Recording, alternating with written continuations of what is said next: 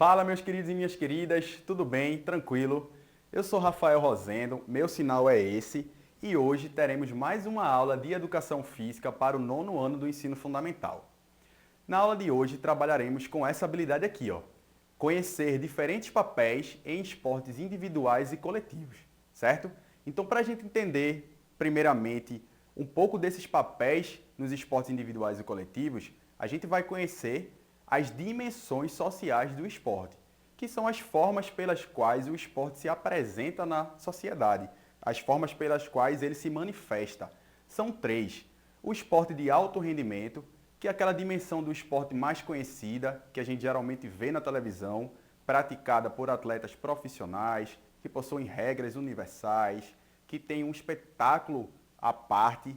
A gente viu um pouco mais sobre esse esporte de alto rendimento na aula número 1, então se você quiser lembrar, vai lá no canal do YouTube da TV Escola Jaboatão para rever aquela aula. Nós temos também o esporte participação ou esporte lazer, que é aquela dimensão do esporte praticada por nós, pelos amadores, né? Nós que não somos atletas profissionais, cujo objetivo é o divertimento, é o prazer em fazer aquela prática, diferentemente do esporte de alto rendimento, que é uma prática profissionalizada, que é uma prática que busca a vitória, a conquista das medalhas, dos títulos, certo? Então aquele futebolzinho que a gente bate no final de semana, aquele vôlei que a gente joga na praia, ou a gente joga na rua de casa, esse é o esporte participação, beleza? E também temos o esporte educação, que é aquele esporte da escola, geralmente praticado no ambiente escolar, cujos objetivos são o trabalho com valores educacionais, como a solidariedade, a cooperação, a disciplina, o respeito e tantos outros, beleza? Então, essas são as dimensões do esporte. Para a gente entender um pouco os papéis que estão presentes nos esportes individuais e coletivos, a gente tem que ter em mente que o esporte se manifesta dessas três formas, tá? Então, os papéis vão variar de acordo também com a dimensão social do esporte, beleza? Então, vamos embora para a nossa habilidade. Quem faz parte do esporte? A gente tem que pensar nessa perguntinha. Então, primeiramente, como os protagonistas, os atores principais dessa prática são os praticantes / atletas, na verdade, sejam eles amadores ou profissionais, são, como eu falei, os protagonistas do esporte. Sem os praticantes não existe esporte. Na verdade, eles constituem a alma do fenômeno esportivo, beleza? E esses praticantes, eles vão desempenhar diferentes papéis dentro da dinâmica de jogo. Geralmente, por exemplo, nos esportes coletivos, os atletas eles têm posições e funções, certo? As posições dizem respeito especificamente sobre o posicionamento dos atletas dentro do espaço de jogo. Então, por exemplo, no futebol, a gente vai ter posições como goleiro, zagueiros, lateral direito, lateral esquerdo, atacante, meio campo. No vôlei, a gente vai ter o levantador, os ponteiros, o meio de rede, o líbero, o oposto. E por aí vai, no handebol, no basquete e em tantos outros esportes, certo? Então, a posição diz respeito, como o próprio nome diz, ao posicionamento que cada atleta vai ocupar dentro do espaço de jogo. E a função diz respeito às tarefas que eles vão desenvolver dentro do jogo. Então, por exemplo, a gente tem, vou citar o exemplo do goleiro, do futebol.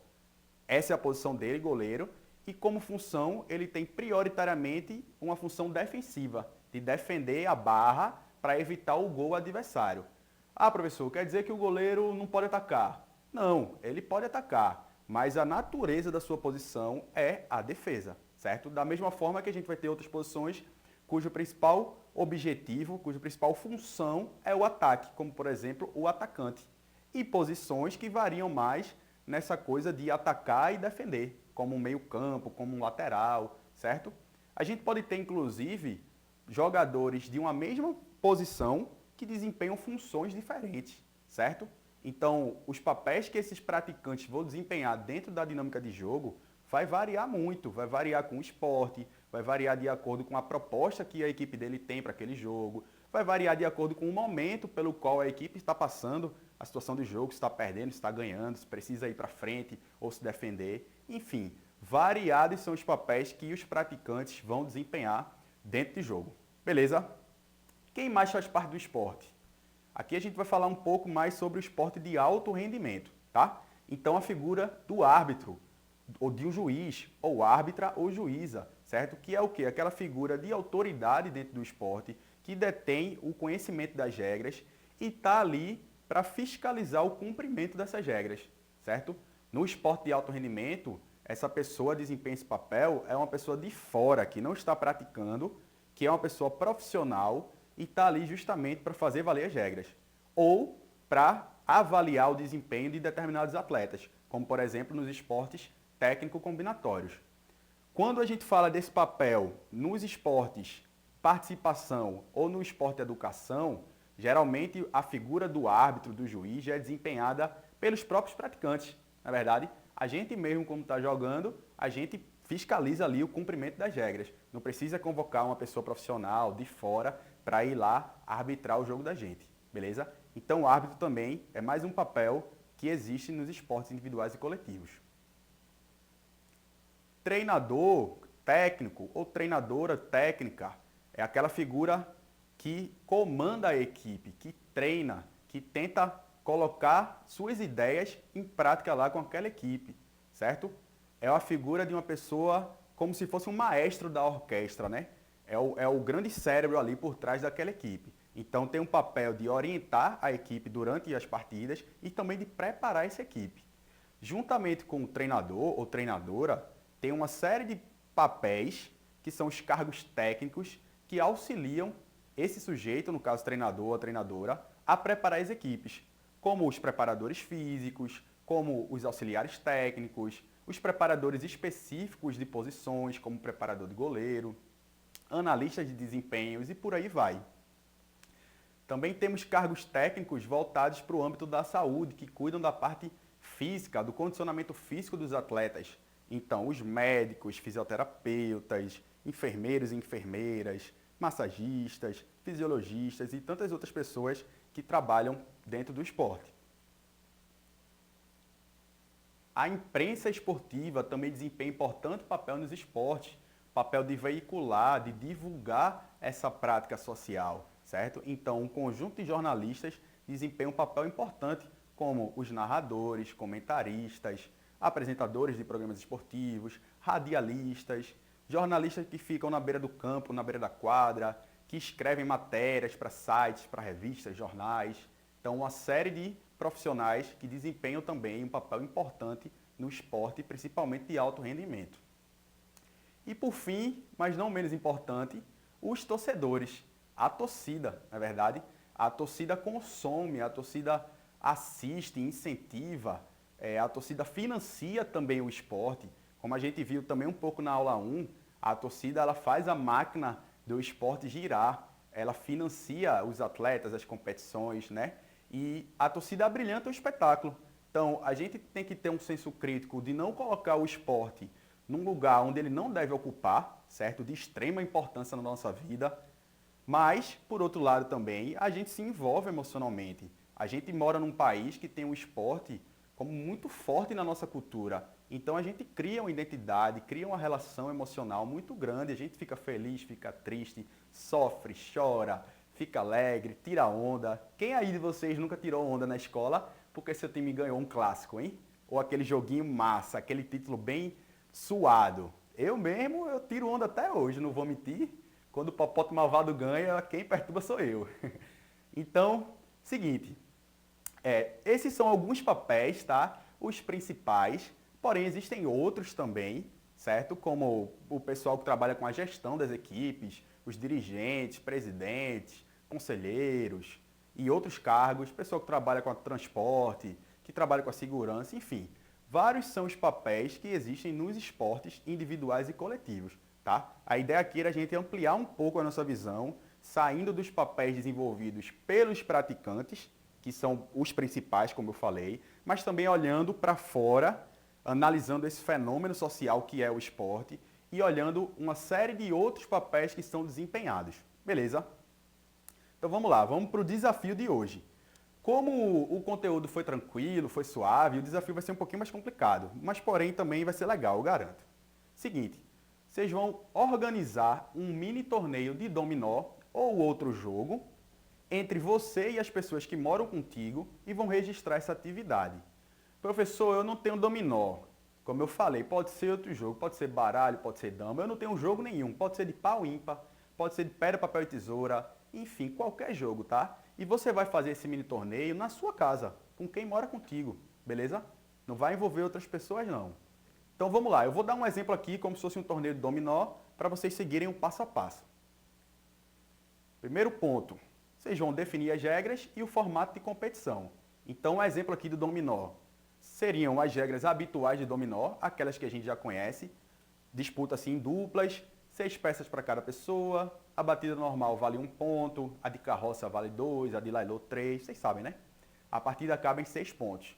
Então é um momento onde você vai juntar as pessoas que vão participar do seu evento e vai explicar as regras. Se todo mundo já souber, beleza, só segue. Formato de competição. Aqui eu estou colocando eliminatória simples. Eita, que nome complicado. Eliminatória simples é o formato de mata-mata, que a gente conhece. Que significa o quê? A dupla que perder está eliminada e a dupla vencedora segue na competição. Se você quiser conhecer outros formatos, fique livre. Você tem autonomia para decidir o formato da sua competição, beleza? Aqui é um exemplo, é uma orientação. E também uma coisa legal seria pensar em uma premiação, tá? Pode ser qualquer coisa simbólica, pode ser algo material, um pacote de biscoito, uma caixa de chocolate, ou pode ser outra coisa diferente, sei lá, fazer o jantar da pessoa que ganhar, dar um dia de príncipe ou de princesa para essa pessoa. Enfim, usem a criatividade. Segundo, vocês vão fazer uma tabela com os confrontos, tá? Você vai planejar os confrontos do seu evento. Então aqui eu estou trazendo um exemplo, como se fosse um torneio de dominó, praticado lá na minha casa, por 8 pessoas. Então vocês têm aí um exemplo fictício das duplas. Eu e maninha formamos uma dupla, painho e vovó, titio e irmã, primo e irmão. Então aqui vocês podem ver que está colocado que o primeiro confronto vai ser entre eu e maninha, painho e vovó. E quem ganhar passa, quem perder fica no caminho. E do outro lado, titio e irmã contra primo e irmão. Então vamos supor que eu e maninha ganhamos, então avançamos, como vocês podem ver. E do outro lado, titio e irmã ganharam, então avançaram. Então aí vai ser a final disputada entre eu e maninha contra titio e irmã. Quem vencer será a dupla campeã. Beleza? É um exemplo. Ah, professor, não tem 8 pessoas na minha casa, só tem 4. Como é que seria? Aí seria aqui, ó, só a metade, certo? Se for um jogo individual, aí vocês substituem as duplas por um único nome, já que o jogo é individual. Beleza? Terceiro ponto, executar um mini torneio, certo? O que vocês fizeram até aqui foi em termos de planejamento, então agora vocês vão executar e vocês vão vivenciar os papéis de atletas, árbitros, treinadores e torcedores. Como, professor? Enquanto estiver rolando um jogo entre 2 pessoas ou 4, as outras pessoas de fora desempenham esses papéis de árbitro, de treinador, de torcedor. Quando for outro jogo, as pessoas que antes estavam jogando fazem os papéis de árbitro, treinador e torcedor, para que todo mundo vivencie tudo, beleza? E é importante também que vocês registrem essas disputas, tirem foto, gravem vídeos, se tiver condição, se não tiver, escreve mesmo em formato de texto, como foram os jogos. E no final, vocês fazem uma cerimônia simples de premiação e escrevem um texto jornalístico sobre o evento. Então você vai escrever uma espécie de matéria do evento, como se você fosse jornalista e fosse publicar ali aquele evento na sua página do Instagram, tá? Então você vai dizer do que se tratou, quem participou, como foram as disputas, quem ganhou e toda a informação necessária. Beleza, galera? É isso então. Espero que vocês tenham gostado da aula, espero que vocês tenham aprendido. Fiquem ligados aí na TV Escola Jaboatão para as próximas aulas e valeu, até a próxima!